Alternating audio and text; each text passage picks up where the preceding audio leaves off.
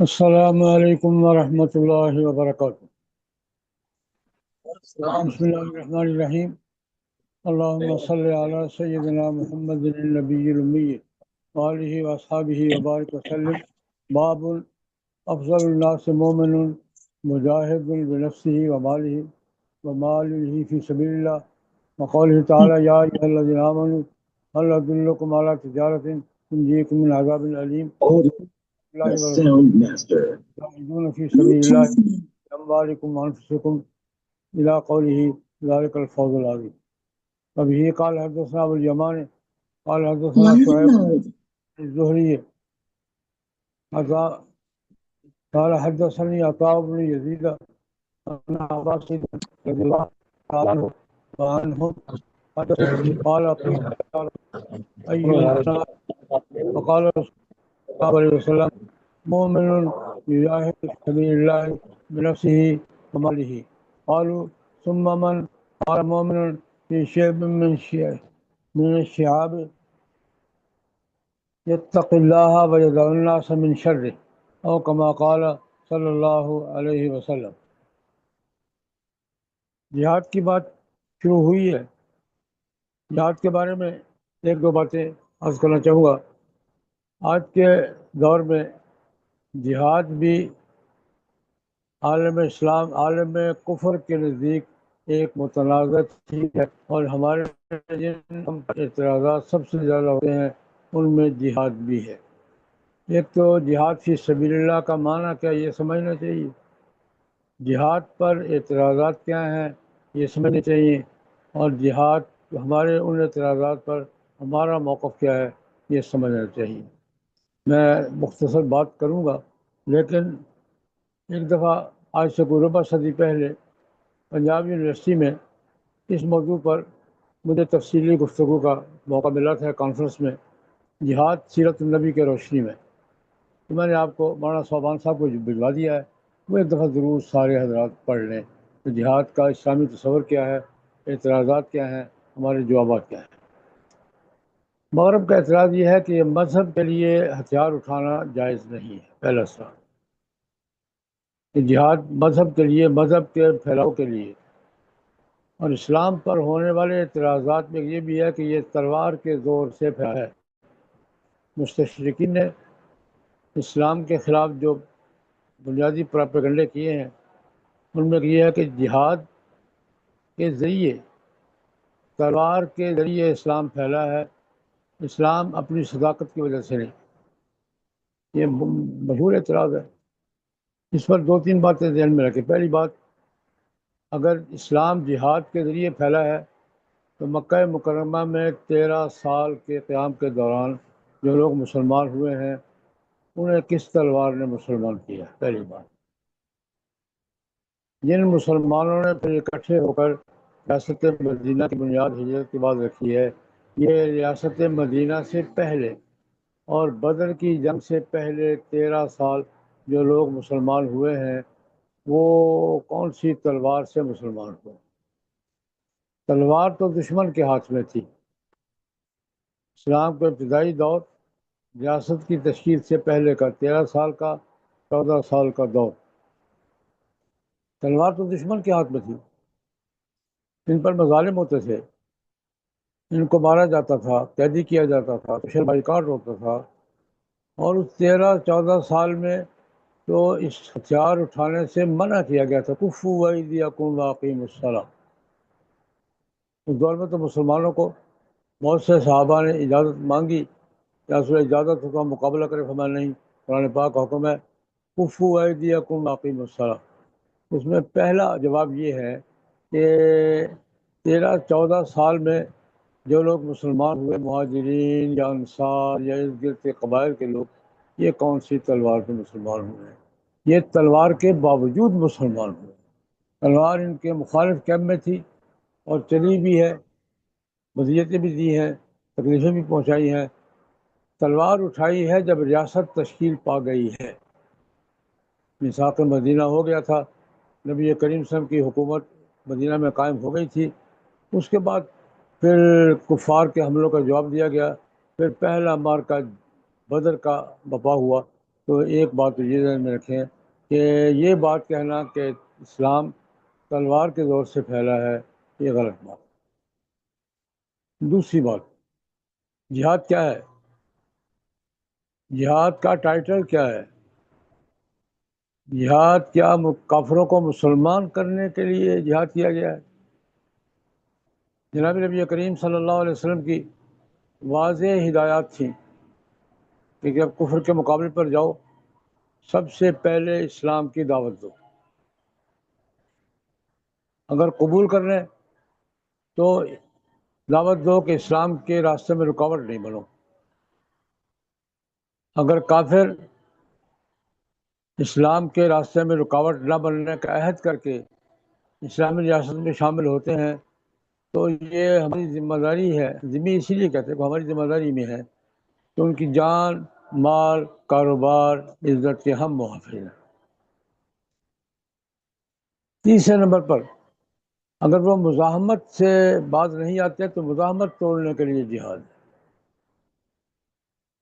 یہ فرق بالکل ذہن میں رکھیں کہ تلوار اٹھائی گئی ہے مسلمانوں کو کافر بنانے کے لیے نہیں، اسلام کے راستے میں رکاوٹوں کو دور کرنے۔ ورنہ یہ خیبر والوں نے ذمہ ہونا قبول کر لیا تھا، نجران والوں نے معاہد ہونا قبول کر لیا تھا، ریاست میں ہمیشہ غیر مسلم رہے ہیں، اور اسلامی حکومت کی ذمہ داری ہے کہ جو معاہدے کی پابندی کرتے ہیں ان کافروں کی جان کی حفاظت ہمارے ذمہ ہے، مال کی حفاظت بھی ہمارے ذمہ ہے، عزت کی حفاظت بھی، کاروبار کی حفاظت بھی ہمارے ذمہ ہے، اس لیے ذمہ کہلاتے ہیں۔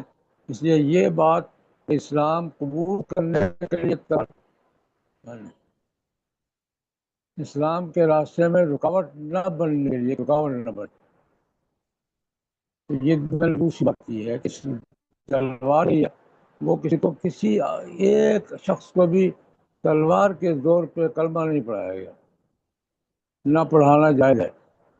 یہ تو نبی کریم صلی اللہ علیہ وسلم نے فرما دیا تھا، افان کا ٹکڑے ہونا خطا کل مومن، کہ آپ لوگوں پر جبر کر کے مسلمان کریں گے، یہ حضور سے کہا گیا، اور واحد مخاطب کے سیغے سے کہا گیا ہے۔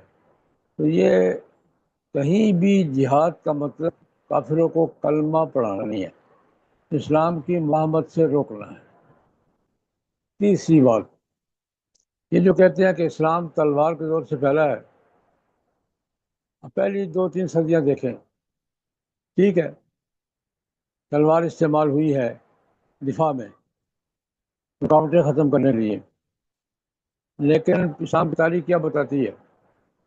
بر صغیر، پاک و ہند اور یہ مشرق بعید، انڈونیشیا، ملیشیا وغیرہ، آپ تاریخ اٹھا کر دیکھیں، ہمارے یہاں اسلام 2 راستوں سے آیا ہے۔ ایک راستہ محمد بن قاسم کا تھا سندھ کی طرف سے، اور ایک راستہ تھا سید علی حجویری رحمۃ صوفیہ کا راستہ۔ پورا ہندوستان، تمام پاکستان کے، بنگلہ دیش کے، اس کی بڑی اکثریت صوفیہ سے متاثر ہو کر اسلام قبول کیا انہوں نے۔ تلوار سے مسلمان، جہاد کے نتیجے میں مسلمان ہونے والے کم ہیں۔ یہاں تلوار اسلام پھیلا، حضرت معین الدین اجمیری رحمۃ اللہ علیہ کے بارے میں آتا ہے کہ ان کے ہاتھوں میں لاکھوں لوگوں نے اسلام قبول کیا۔ کون سی تلوار تھی؟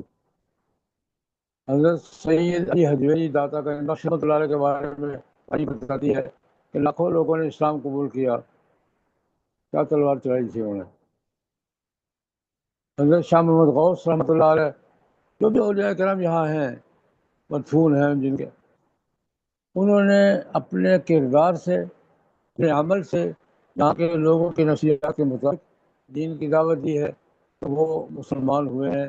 یہ بھی آپ تجزیہ کر لیں کہ جنوبی ایشیا، یہ ہمارا ہندوستان، پاکستان، جس کو ہم یہ جنوبی ایشیا کہتے ہیں، سارک کا علاقہ، اس کی اکثریت صوفیہ کے ہاتھ مسلمان ہوئی ہے۔ اور میرا سوال یہ ہے کہ ان صوفیہ میں سے کسی ایک بھی تلوار چلائی ہے؟ اگلی بات، بمبئی سے آگے چلے جائیں، فارسٹ تو آخر مشرق، انڈونیشیا، ملیشیا، یہ مسلمان ہوئے تجارت کے راستے سے۔ تاریخ تسلیم کرتی ہے، تاجر گئے ہیں، تجارت پھیلی ہے۔ عرب تاجروں کے کردار سے، ان کے تجارتی اعتماد سے اسلام پھیلا ہے۔ جنوبی ایشیا کے لوگ زیادہ تر مسلمانوں صوفیاء کے ہاتھوں، اور بمبئی سے آگے آخر انڈونیشیا اور سنگاپور، سب یہاں تک جو مسلمان ہوئے ہیں وہ تاجروں کے ہاتھ۔ اسلام کی تجارت اسلام کے فروغ کا باعث بنی ہے۔ اس لیے یہ بات کہ مسلمانوں نے تلوار کے زور سے اسلام پھیلایا نہیں، یہ بات تاریخ حقائق کے خلاف ہے۔ ہاں، جہاں رکاوٹ آئی ہے وہاں اس طرح تلوار استعمال کی، بالکل ایسے ہی اتفاق کی بات ہے۔ مجھے ایک دفعہ پورے یہ ابھی 20 سال ہوئے واشنگٹن میں، دارالہدا ہمارا بڑا ادارہ ہے، بتا رہا ہوں، تو وہاں جہاد پر ایک ہفتہ لیکچر دینے کا موقع ملا۔ یہاں میں مفتی اعظم پاکستان حضرت مولانا مفتی محمد رفیع عثمانی رحمۃ اللہ علیہ کا ایک ارشاد نقل کروں گا۔ میرا ان کے ساتھ بھی سفر تھا اکثر۔ ایک موقع میں نے فرمایا، بھائی بات اگر سلیقے سے کی جائے تو کوئی بات ہی نہیں کی جا سکتی، بات کہنے کا سلیقہ ہونا چاہیے۔ وہاں میں نے تقریباً 6 دن جہاد پر لیکچر دیا واشنگٹن میں۔ جہاد کی مخالفت کے اوج کا دور تھا۔ وہاں کے ہندوستانی مسلمان مجھ سے کہنے یار ہم یہاں جہاد کی بات کرتے ہوئے ڈرتے ہیں، آپ نے جہاد پہ لیکچر دیے؟ میں نے کہا دیے ہیں، لیکن بات کہنے کی ڈھنگ ہونا چاہیے۔ وہاں یہ سوال ہوا کہ یہ جہاد دفاعی ہے یا اقدامی؟ ایک یہ بھی بڑا مسئلہ ہے کہ جہاد دفاع کے لیے تلوار اٹھانے کی اجازت ہے یا اقدامی بھی اجازت ہے؟ اس میں اگر آپ نے بحث پڑھنی ہو، ہمارے یہاں ہمارے مورخین میں 2 نقطہ نظر پائے جاتے ہیں۔ قریب ترین مباحثہ اس کا مولانا شبلی نعمانی کی سیرت النبی پڑھیں، اس میں انہوں نے جہاد کے بارے میں یہ کہا کہ دفاعی فریضہ ہے، اقدامی نہیں۔ ہم کسی پر جا کر حملہ کریں نہیں، لیکن حضرت مولانا عبدالرب دانا پوری رحمہ اللہ تعالیٰ، وہ بھی ہمارے بزرگوں میں سے تھے، ان کی کتاب ہے اصح السیر، انہوں نے مولانا شبلی نعمانی کے تمام اعتراضات ہمارے جہاد اقدامی بھی ہے۔ یہ بحث پڑھنی ہے تو یہ 2 کتابیں پڑھ لیں۔ مولانا شبلی کا موقف یہ ہے کہ جہاد کیا ہے؟ دفاعی۔ اور مولانا عبدالرب دانا پوری کا موقف کیا ہے کہ جہاد کیا ہے؟ اقدامی۔ دلائل وہاں پڑھ لیں۔ اصولی فرق میں عرض کر دیتا ہوں۔ مجھ سے وہاں پوچھا گیا کہ یہ اقدامی جہاد کیا ہے؟ اس زمانے میں امریکہ کی وزیر خارجہ تھی کونڈولیزا رائس، سیاہ فام تھی، وزیر خارجہ تھی، بڑی دانشور عورت ہے۔ میں نے اس کا گھر دیکھا ہے، میں اس کے گھر گیا ہوں، گھر تھی نہیں ورنہ ملتا میں۔ وہ اس کو اس جہاد اقدامی جہاد کو کونڈولیزا رائس ڈاکٹرائن کہتے ہیں، اس کا فلسفہ۔ اس زمانے سے بات چلی ہے، امریکہ تو عمل پہلے سے کر رہا ہے۔ امریکہ کا جنگی نقطہ نظر یہ ہے کہ ہم دفاع بھی کریں گے، اور جہاں سے ہمیں اپنے اوپر حملے کا خطرہ ہوگا وہاں حملہ بھی کریں گے۔ یہ جہاں سے خطرہ ہو وہاں حملہ کرنے کا حق۔ آج اسرائیل کس بنیاد پہ لڑ رہا ہے؟ امریکہ کس بنیاد پہ لڑ رہا ہے؟ امریکہ دنیا بھر میں کسی مسلمان ملک کو ایٹمی ہتھیار بنانے کی اجازت دے رہا ہے، کیوں؟ ہمارے خلاف لڑیں گے، یا اپنے خلاف لڑائی کو روکنے کے لیے؟ اسرائیل کہاں کہاں حملے کر رہا ہے؟ کیا یہ میری یہ خطرہ ہے؟ صرف دفاع کے لیے نہیں، یہی فلسفہ ہمارا ہے کہ جہاں سے ہمیں مزاحمت کا ڈر ہوگا، مخالفت کا ڈر ہوگا، وہاں ہم مخالفت کو ختم کرنے، مزاحمت کو ختم کرنے کے لیے اقدامات رکھتے ہیں۔ تو میں نے 2 جملے کہے، یہ کہتے جہاد اقدامی کیا ہے؟ میں نے کہا کونڈو لیزا رائے اسٹاف رائے، ایک حدیث سمجھ آ گئی ہے۔ میں نے کہا جہاں یہ اس کا اصول کیا ہے کہ جہاں سے ہمیں حملے کا ڈر ہوگا اس خطرے کو ٹالنے کے لیے ہمیں وہاں اقدام کرنے کا حق ہے۔ یہ اقدامی جہاد ہے۔ جہاد کلمہ پڑھانے کے لیے نہیں ہے، رکاوٹ کو ختم کرنے کی۔ تو یہ جہاد کا اصولی تفسیر پڑھنی ہو تو وہ میں نے مقالہ بھیجا، وہ پڑھیں۔ احادیث مبارکہ میں جہاد کی بڑی فضیلتیں بیان ہوئی ہیں، یہ وہی پڑھ رہے ہیں۔ یہ روایت جو میں نے پڑھی ہے قرآن پاک کی آیت کے حوالے سے،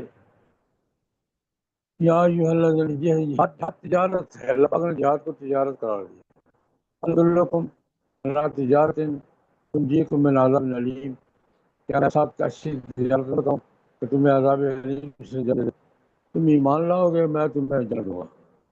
ساری بات کا خلاصہ باللہ ورسولہ وتجاہدون فی اموالکم وانفسکم، اور ایک مقام ان اللہ اشتری من المؤمنین انفسهم، یہاں بھی تجارت کا بات کہا، ان اللہ اشتری من المؤمنین انفسهم واموالهم بان لهم الجنہ، اللہ پاک نے مسلمانوں کی جانیں خرید لی، مال خرید لیے ہیں، بدلے میں کیا دیا ہے؟ یہ اللہ پاک اس کو بات سمجھانے کے لیے انسان بہرحال تاجر مزاج آدمی ہے، کاروباری آدمی ہے، اس زبان میں سمجھانے کے لیے فرمایا کہ یہ تجارت ہے، تم اللہ کے راستے میں جانیں خرچ کرو گے، اللہ کے راستے میں مال خرچ کرو گے، اللہ اس وجہ تمہیں کیا دے گا؟ اپنی رضا دے گا۔ حضرت ابو سعید خدری رضی اللہ تعالیٰ عنہ کہتے ہیں، قیل یا رسول اللہ، نبی کریم صلی اللہ علیہ وسلم سے سوال ہوا، یا رسول اللہ ای الناس افضل، لوگوں میں سب سے افضل کون؟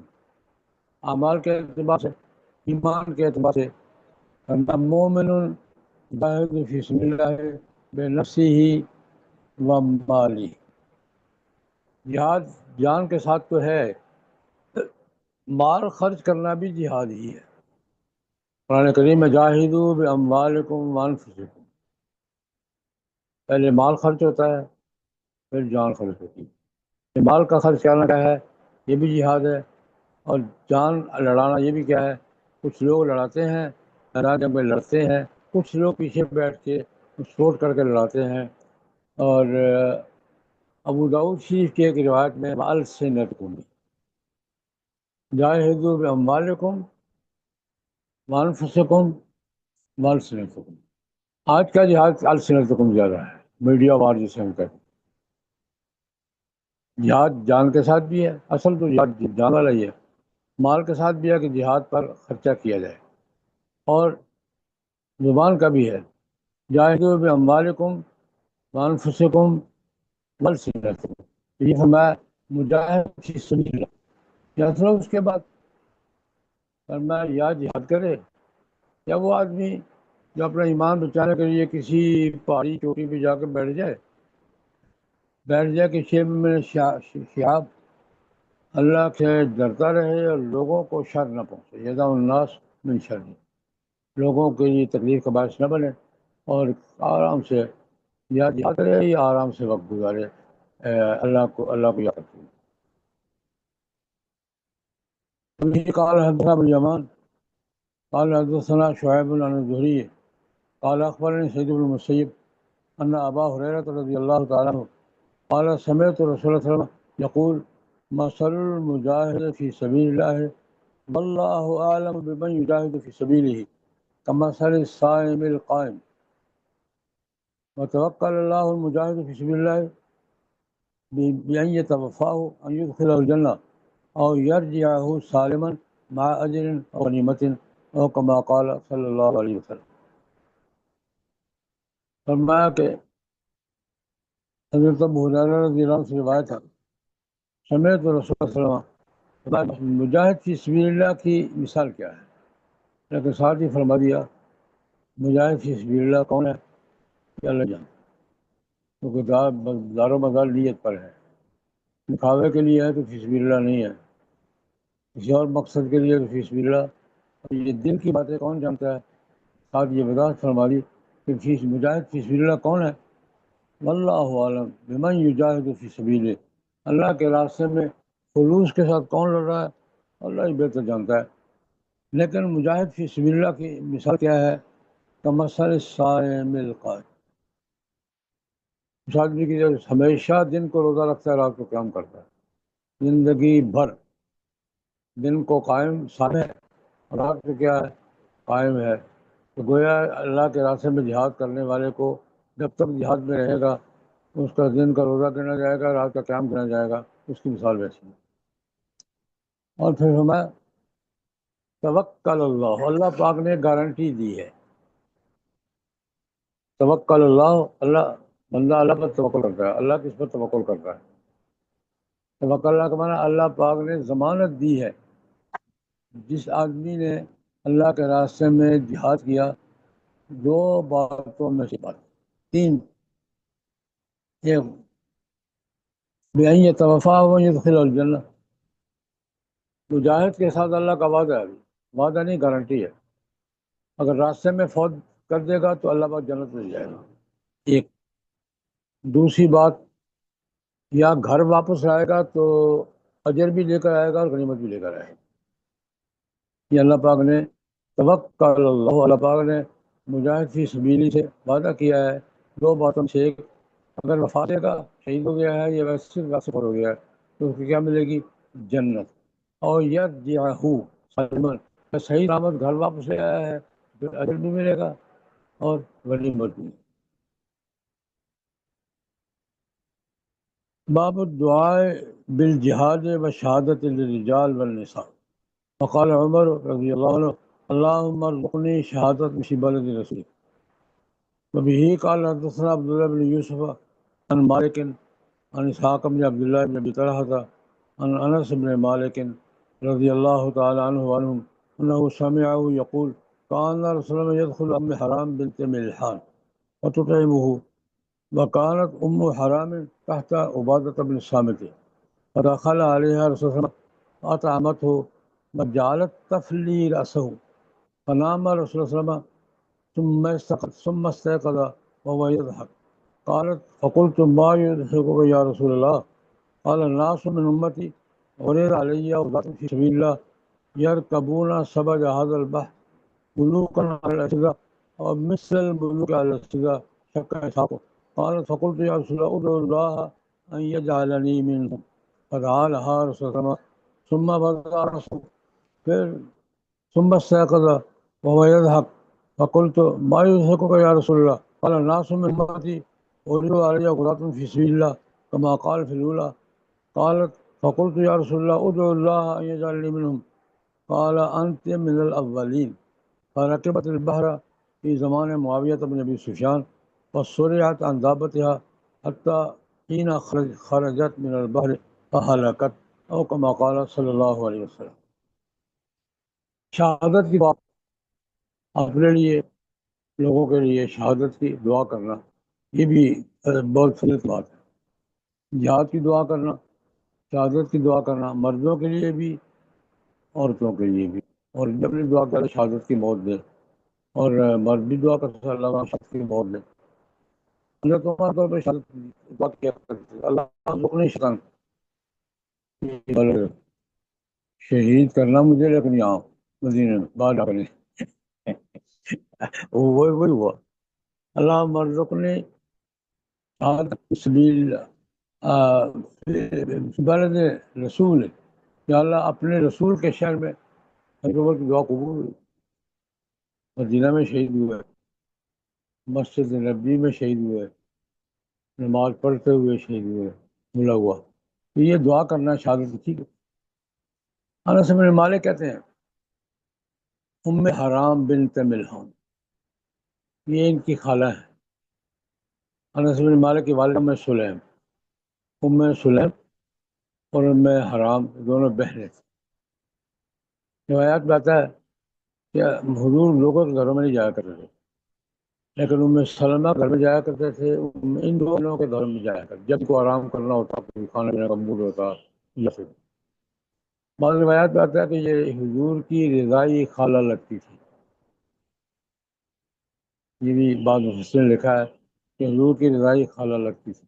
تو امام حرام نے صاحب کی اہلیت کانت حرام تحت عبادت بن صامت، یہ عام حضور انس بن مالک خود کہتے ہیں حضور کسی کے گھر میں نہیں جا کرتے، ہمارے گھر میں آیا کرتے تھے، ہمارے گھر میں بھی اور خالد جی کے گھر میں بھی، ام حرام کے گھر میں۔ ایک دن حضور تشریف صلی اللہ علیہ وسلم ان لوگوں کو کھلا رہے جو کبھی میسر تھا، اور حضور لیٹ گئے تو یہ جوئیں نکالنے لگے، تفلی راست سر دیکھنا، تفلی راست کا مانا سر سے جوئیں نکالنا، حضور سرانے بیٹھ کے حضور کے بال سے حضور کے بال جوئیں تھی، لیکن ہوتا ہے اور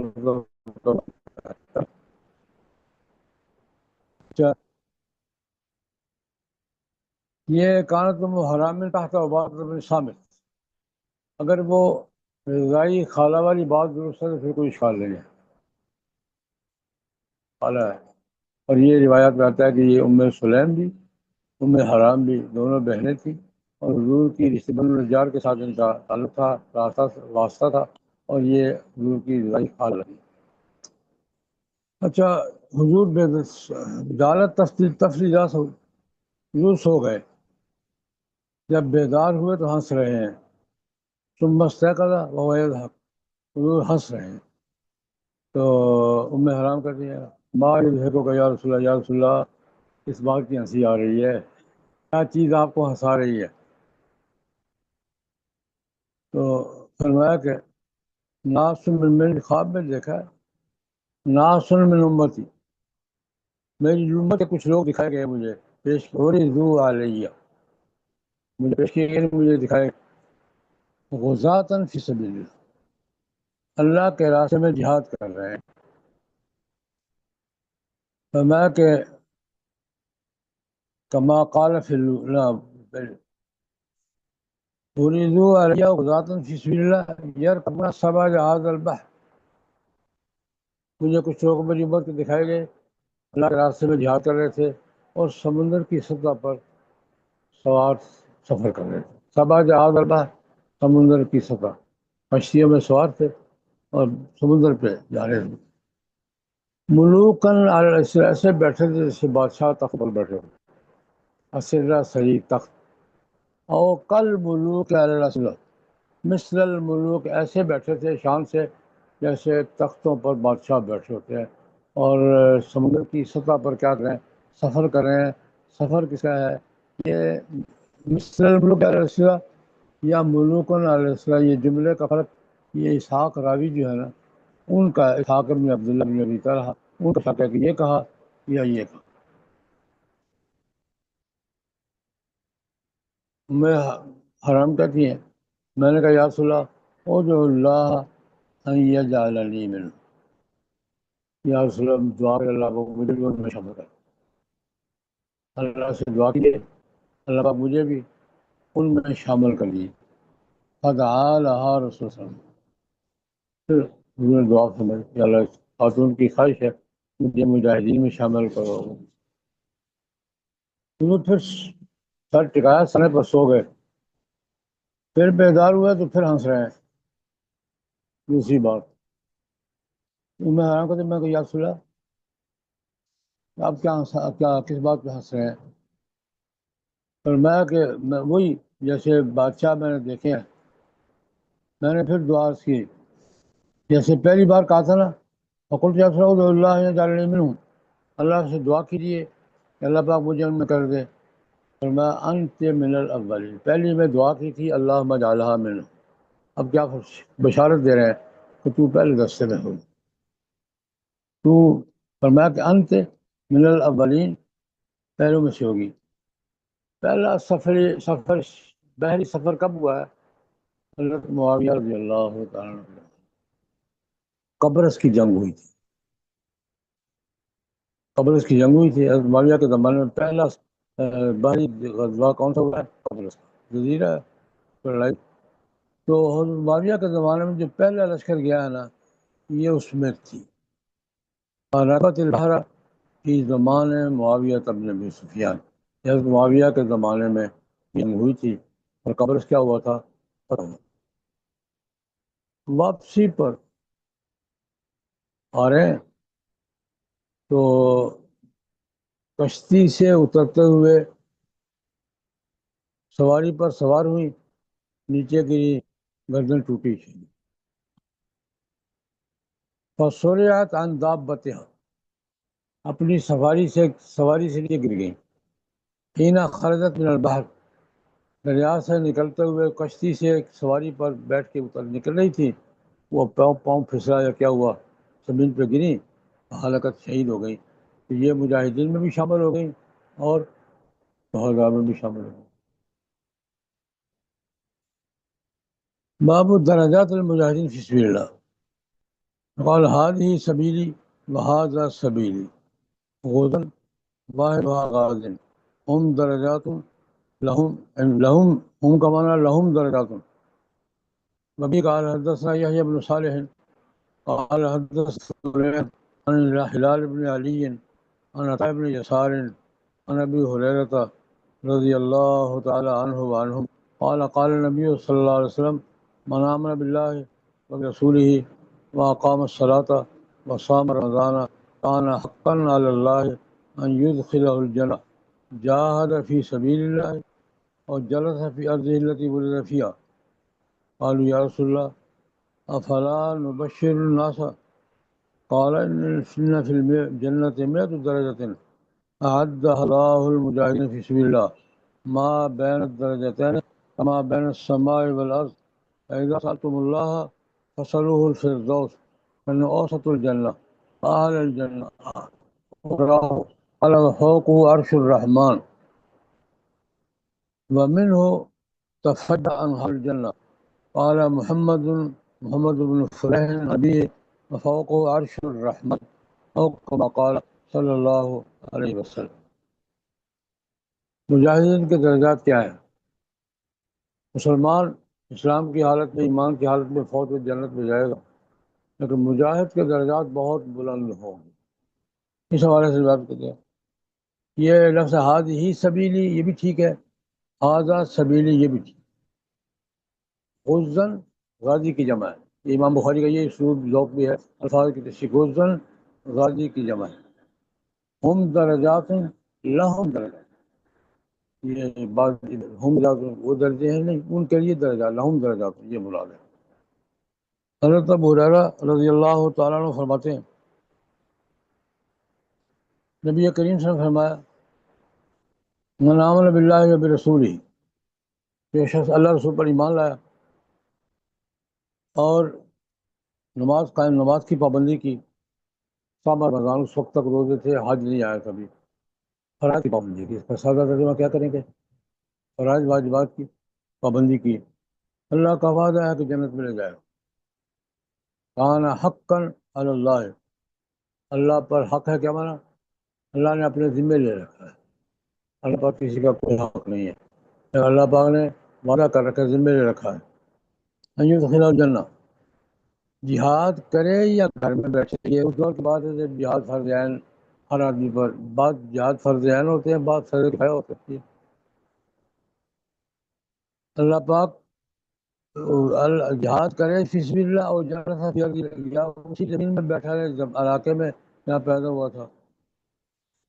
صحابہ نے کہا یا رسول اللہ، یہ بات آپ فرما رہے ہیں، کلمہ پڑھا ہے، ایمان لایا ہے، نماز کی پابندی کی ہے، رمضان کی فرائض کی پابندی کی ہے، جنت میں جگہ، یہ بات ہم لوگوں کو بڑی بشارت کی بات ہے کہ ہم سنا رہے ہیں۔ افلا نبشر الناس، لوگوں کو اس بات کی بشارت نہ سنائیں، اللہ خدا کے بندے، یہ تو جنت کا عام جنت ہے، مجاہدین کے لیے تو بڑے بڑے درجات ہیں، ان کو کیوں روکتے ہو؟ یہ بشارت کا مطلب کیا ہوگا کہ ٹھیک ہے، یہ بس ٹھیک نہیں ہے، مجاہدین کے لیے بڑے درجات ہیں۔ ان فی الجنت 100 درجات، جنت کے تو 100 درجات اعدہ اللہ المجاہدین فی سبیل اللہ، اللہ پاک نے للمجاہد، اللہ کے راستے میں جہاد کرنے والوں کے لیے 100 درجے رکھے ہیں بھائی، اور اتنے بلند، 2 درجوں کے درمیان زمین و آسمان کا فاصلہ ہے، پھر اوپر کائنات وسیع ہے۔ میں فیضا سر اللہ پاک سے جنت نہ مانگو، جنت میں فردوس مانگو، یہ کو یا اللہ کی جنت میں لے جا، جنت میں فردوس عطا فرما۔ جب بھی جنت مانگو، جنت طرف ہو، یہ درمیان کا اوسط حصہ ہے، اور اعلیٰ اوسط سے اوپر ساری جیسے لوگ ہے پورا فرمایا تو کہو عرش الرحمان، نبی کہتے ہیں میرا خیال ہے یہ فرمایا اور وہ جو ہے نا اوپر سار الرحمان فیہ تفجر انہار من ہو، تفجر انہار الجنہ، جنت کی نہریں وہاں سے بہتی ہیں، دودھ کی بھی، شہد کی بھی، یہ ساری، اور شراب کی بھی، دودھ کی نہریں بھی وہاں سے بہتی ہیں، شراب کی بھی وہاں سے، جنت کی شراب۔ کل ایک پوسٹ میں پڑھ رہا تھا، آج کل لطیفے چلتے ہیں نا، انہوں نے کہا جنت والے شراب پئیں گے اور شراب پینے والے جہنم میں جائیں گے۔ دنیا سے، دنیا میں شراب پینے والے کہاں جائیں گے؟ جہنم میں، اور جنت میں جانے والے کیا کریں گے؟ وہاں شراب پئیں گے۔ یہ وہاں سے جنت کی نہریں پھوٹتی ہیں۔ جب بھی اللہ سے مانگو، فصل اس کے اوپر اللہ کا عرش ہے۔ اللہم صلی علی سیدنا محمد النبی الامین وآلہ وصحبہ وبارک وسلم۔